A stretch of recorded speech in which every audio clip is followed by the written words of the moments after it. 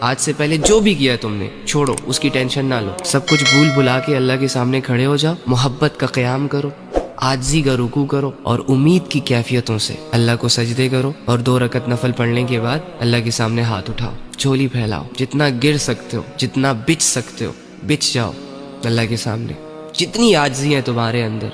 ساری اللہ کے سامنے رکھ دو، اور اللہ سے کہو کہ اللہ بہت بڑے بڑے گناہ لے کر آیا ہوں، اے اللہ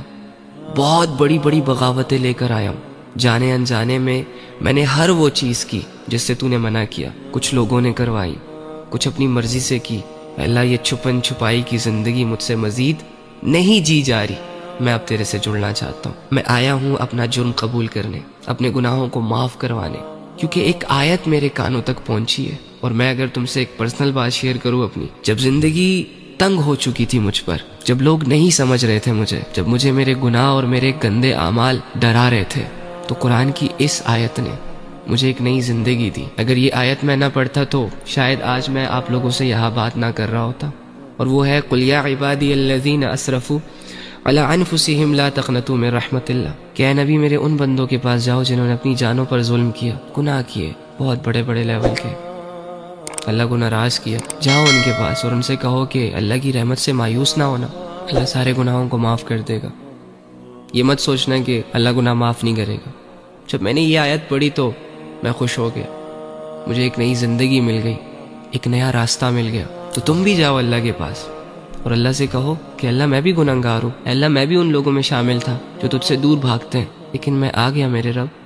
اب نہیں جاؤں گا، مجھے بھی قبول کر لے، یہ گناہ کیے میں نے، بس ان کو معاف کر دے۔ اللہ سے اپنا حال بیان کرو، اور جب تم معافی مانگو تو خوشی خوشی اٹھو کہ تم نے جس رب کے سامنے اپنے گناہوں کی معافی مانگی ہے نا، وہ بہت بخشنے والا ہے۔ اب یقین کرو اور اس کے بعد سے نئی زندگی شروع کرو۔